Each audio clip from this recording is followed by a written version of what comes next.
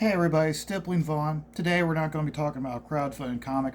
We're going to be talking about something that pretty near and dear to my heart, and that is once again the cancellation of the G.I. Joe comic book.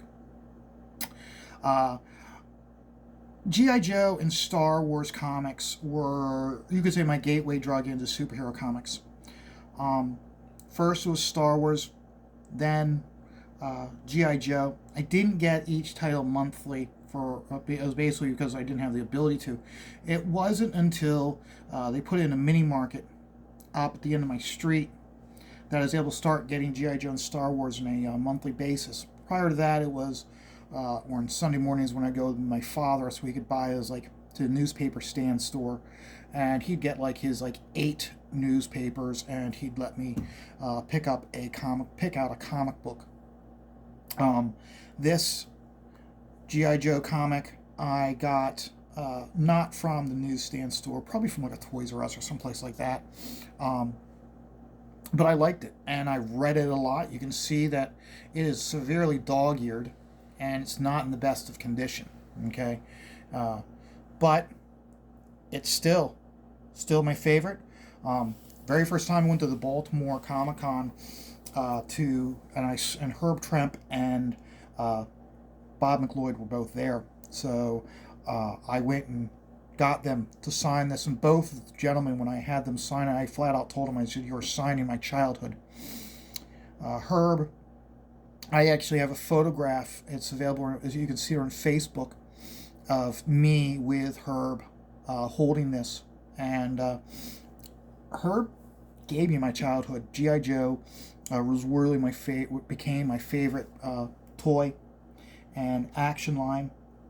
When they put in the mini mark at the end of down the road from me, lots of times my parents would send me down there to pick up a carton of milk, pick up a carton of orange juice, and I would always pick out one comic book to take home. It was always G.I. Joe or Star Wars, but it led me over time. It led me to not just getting Star Wars or G.I. Joe, but starting to pick up Marvel comic books and DC comic books.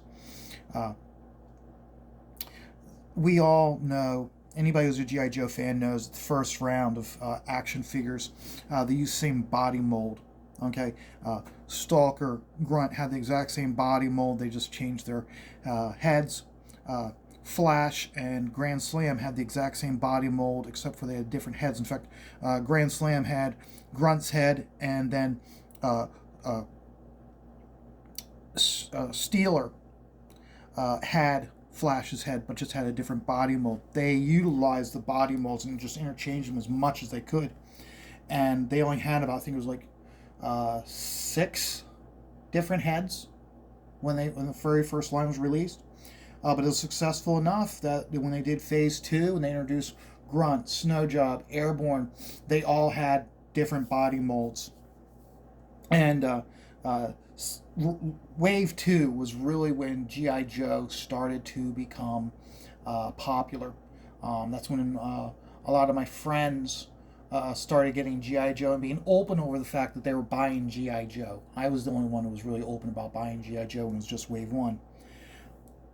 When G.I. Joe came out, and as we all know from the Netflix documentary, the whole purpose of it was to sell toys. And when you buy this book, it was an ad. Okay, right here is your heavy-duty artillery laser. They hadn't still even given a code name for Grand Slam yet, so they just gave it Flash when they drew it up. And in the back,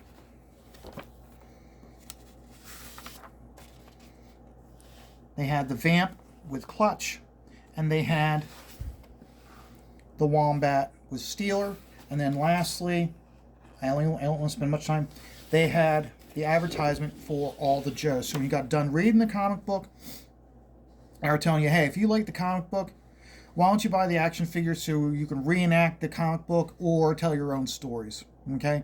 And they did a great job of marketing, okay?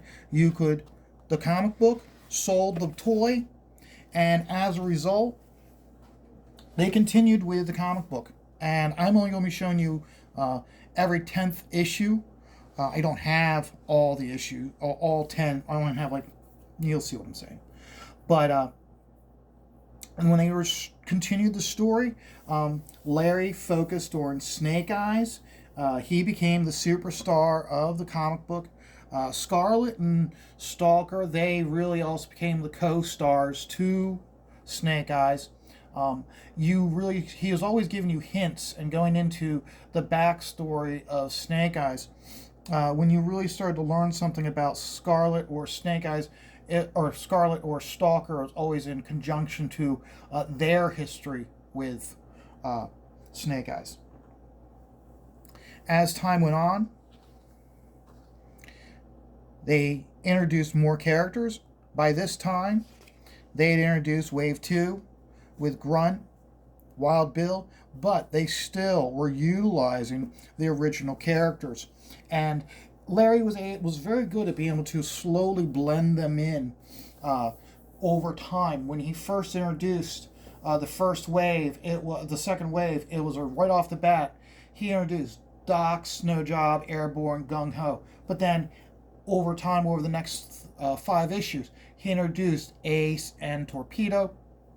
At this time also was when they were really going in and they were then introducing the other villains such as Major Blood and Destro and really expanding the bad guy line.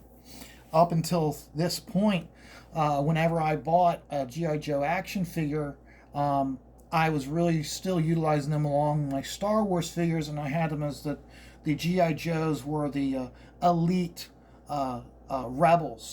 rebel fighting force for Luke and Leia, and they're the ones fighting stormtroopers. And so, as time went on with G.I. Joe, one thing that made G.I. Joe a standout was the artwork inside may not have been the best, but they always made certain that they had a cover on the book that sold the book.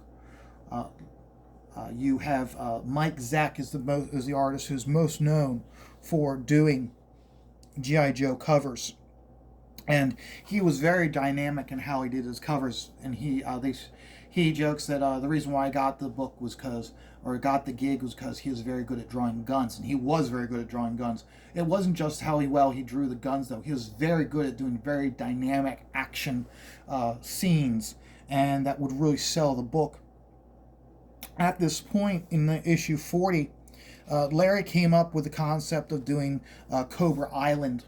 And I thought that, looking back on it, I thought that was a very smart move of what he did, because what he did by having Cobra Island as a central base for Cobra, and that they're no longer hiding in plain view in Springfield, USA, was it made it much easier for Larry to introduce whether it be land vehicles, because G.I. Joe was invading Cobra Island, or they were doing reconnaissance or fighting around the island with the water vehicles and the air vehicles.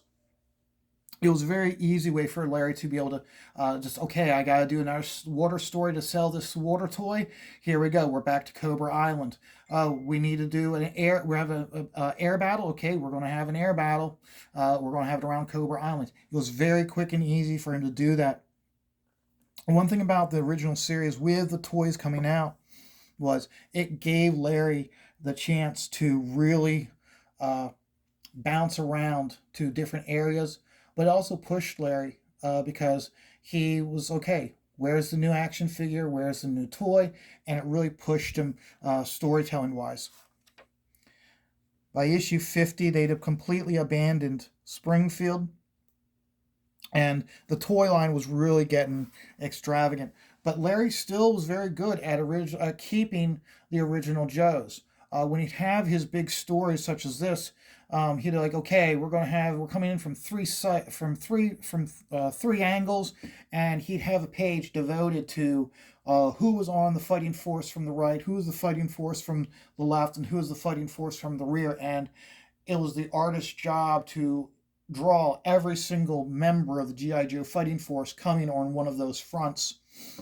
He did a very good job of balancing the old with the new in scenes like that. But at the same time, it's like one of those like it was really hard. And what really got me the most was he didn't segregate the teams. He didn't have like all the Marine characters as one fighting force. He didn't have all of the Army guys as one force. He didn't have all the, you know what I'm saying. He was very good at like, oh, just integrate them all together and they're all one fighting force, which I thought was really good. Over time in doing GI Joe, he'd have kind of one-offs, and a lot of times in the one-offs, which made him exciting, was you had guys like Todd McFarlane do an issue, which was fun.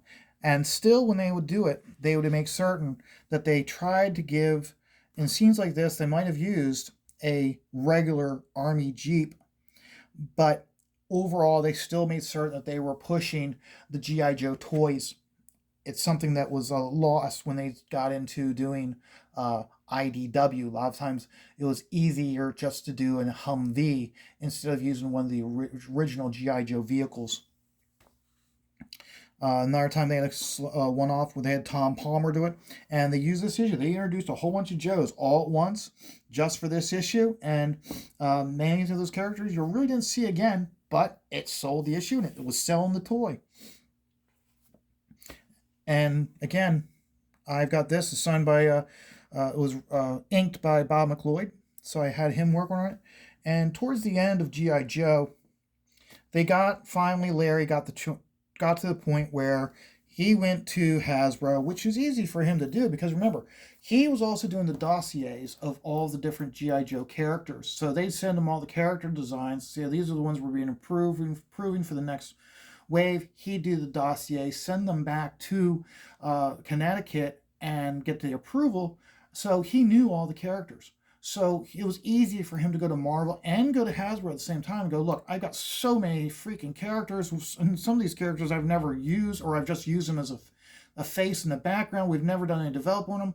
Can I kill some Joes? And they let him. And a lot of the characters he killed were the characters who were characters for vehicles. He just like the one character I know he was used was a Thunder. When they came out with a new tank, they came out with a character. He never used it, and he got permission to kill that character. They came out with a all-terrain APC type of vehicle, like a dune buggy, and he got permission to kill off that character. I think that character's name was Crankcase.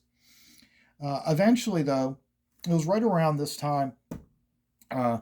They only did maybe like 2 more waves of action figures, and the sales of the toys were starting to wane. As a result, the sales of the comic books started to wane. Whenever you look at go into a comic book store, it's after this issue, you'll always notice that the issues of G.I. Joe, especially around like 118, the cost starts to go up, and that's because they had a low print run. Eventually, when they stopped selling when they stopped selling the toys, interest in the book waned even more. The very end, towards the last one, the last like 10, 12 issues, it was Snake Eyes. They focused in the title was the headline title was Snake Eyes with G.I. Joe small underneath of it. They tried to sell Snake Eyes as it being his own book. Didn't do well, and it really was hard because at this time you had the Image explosion, and you had DC and Marvel really focusing on the action dynamic artwork, and they wanted all the artists to do a Rob Liefeld feel to the artwork, or they wanted Will Spataccio or a Todd McFarlane look to the characters. It didn't fit with G.I. Joe.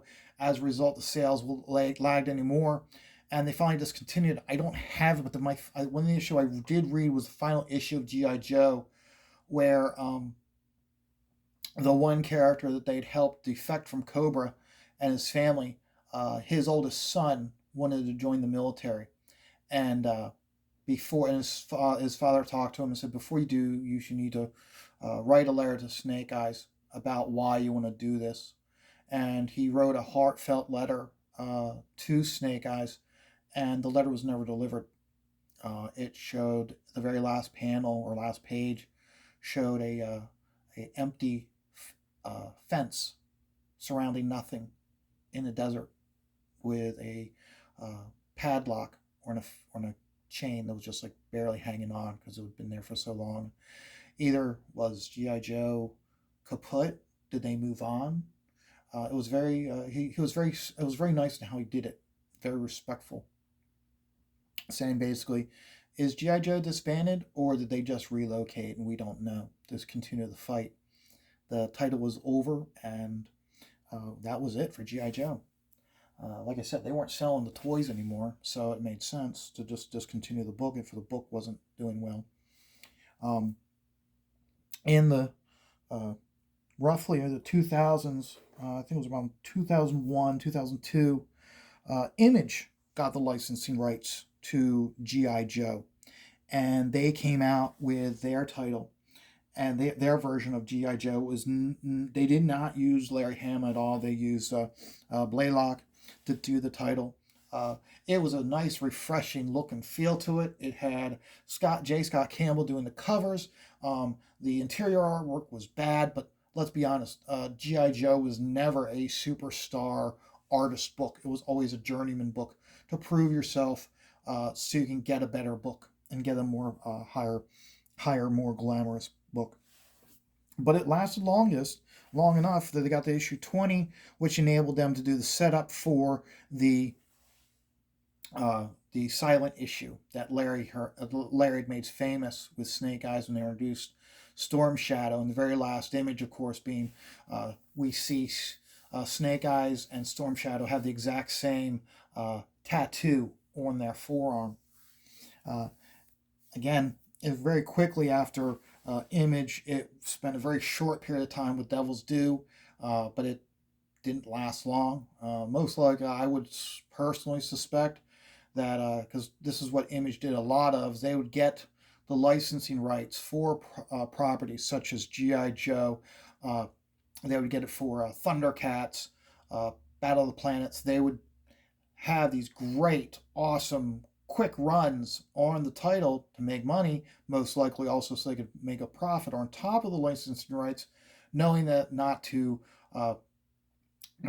drag it out too far, and then they're paying more in licensing rights than what they're making money. IDW picked up G.I. Joe in 2010, and they allowed Larry to continue the series. And he allowed him to pick it up right where he left off with issue 155. It was actually on Free Comic Book Day. They had a 155 and a half, so they had the ability to have a free comic book to introduce everybody. Hey, we're doing G.I. Joe again. It's picking up right where it left off, and I don't know what type of success they had with it. I personally didn't get the free comic book. I didn't get any of those issues until the local store I was at. They were having a can drive to raise food for the local food bank, and they had a certain number of boxes set aside that you could give them a can of food and you get a free comic. A lot of they had a bunch of GI Joes in there with the Larry Hama sketch cover, and I got them, and it kind of piqued my interest. And eventually, they got back to doing dynamic covers. This artist, I don't know the name of the artist, and quite honestly, I don't have my glasses to look inside the book. But he was, the way I understood it and the way it was explained to me was, he worked at J. Scott Campbell's studio, so he could do J. Scott Campbell like feel to the books or images, but it wasn't J. Scott Campbell, so henceforth they didn't have to pay J. Scott Campbell for doing the cover. But the artist they picked, he worked at his studio and he did a very good mimicking of it. And once again, you had dynamic action covers. The covers had absolutely nothing to do with the issue, with what was going on inside the book. They would have a cover with Deep Six in a dynamic swimming pose towards you with a bunch of eels behind him. They never once went close to the water in that issue. But it is a dynamic image and they use it to sell the book. And so again, I'd get a couple every once in a while during the can drive, and it piqued me up enough, piqued my interest enough. So when 250 came out, I got issue 250 along with like the 4 or 5 books leading up to it. And what they did is it was a Cobra agent. She ended up in Dr. Mindbember's machine, or not Dr. Venom's brain scanner machine. She got Snake Eyes memories downloaded into her. So, but still. And then they just continued the series.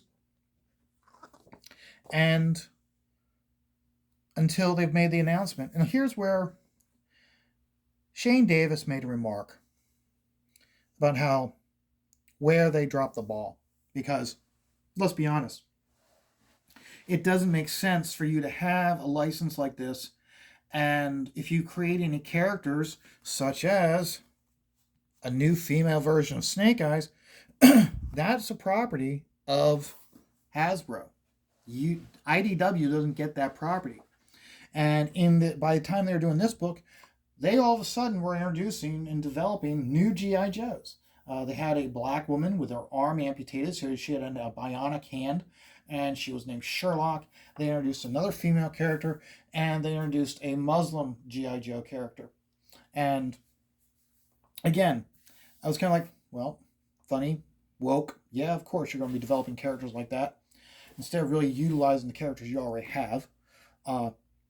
But that's their choice. But my bigger thing was they're not utilizing this book to sell their own properties. And we're going to go back to G.I. Joe, to the year. So this is issue 250, okay? Okay, they formally are introducing this girl as the new female Snake Eyes. So let's see here. Back page, they're showing all the different covers you could have gotten. Then they show, hey, an advertisement for CGC. Okay? Advertisement for Free Comic Book Day. Advertisement for Transformers, the Dinobots. Another combination of ROM and the Autobots. An advertisement for all the for you to get all the trade paperbacks. Double page spread for Sonic the Hedgehog. Autobots advertisement. A ROM advertisement, which they don't own. That's again another licensed property. You get to the letter page. Okay, and then of course you have a image advertising your next issue. And it wasn't just that issue. I looked at the other G.I. Joe issues, okay, done by IDW. Never do they use the book, the advertisements in the book, to advertise their own properties. They're always advertising their licensed properties. So again, Shane, Patrick Parnell, they're absolutely correct in stating that they really dropped the ball.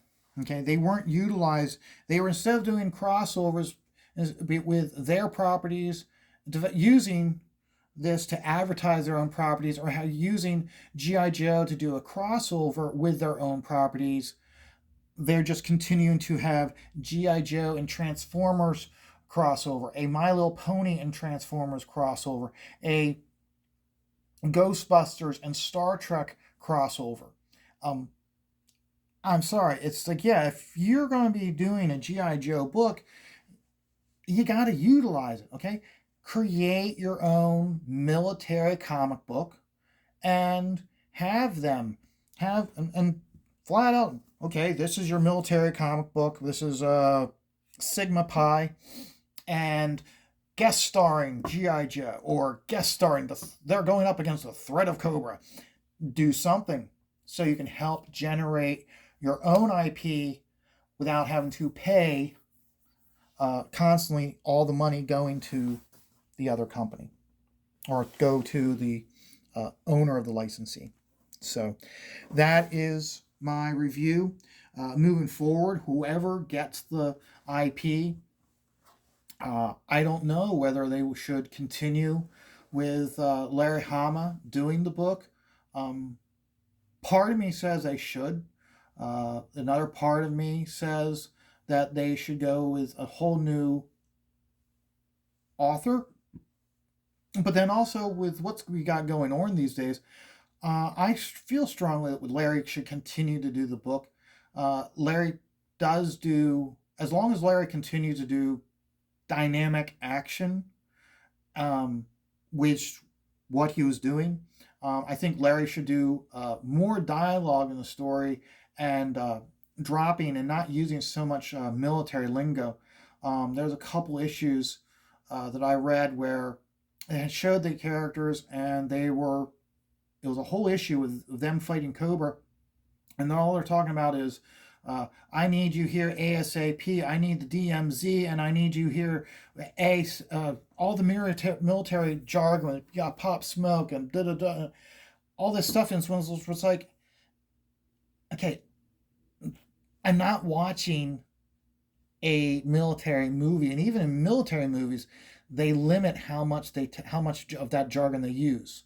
If it's action packed, they might be saying, "Hey, watch my six" or something, but the thing that makes comic books so good is you can have a firefight, okay, and but still have your characters communicating what was the purpose of this mission and this, that, and the other thing.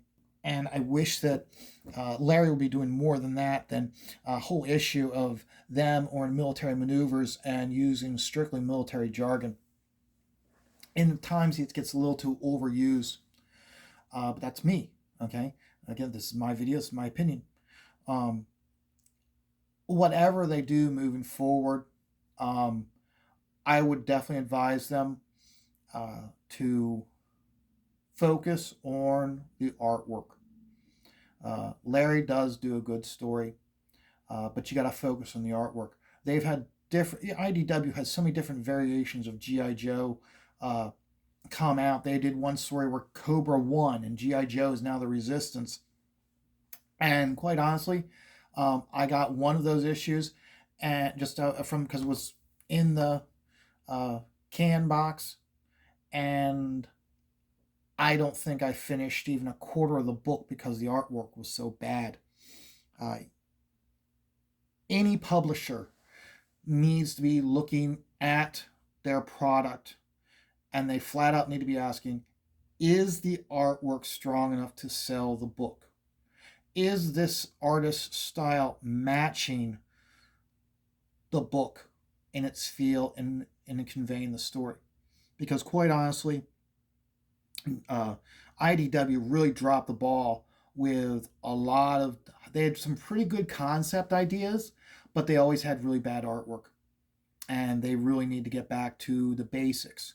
And when you're publishing a book, you need to have good artwork and you need to have a good story. So that is my take on G.I. Joe. I still like G.I. Joe. I want to like G.I. Joe.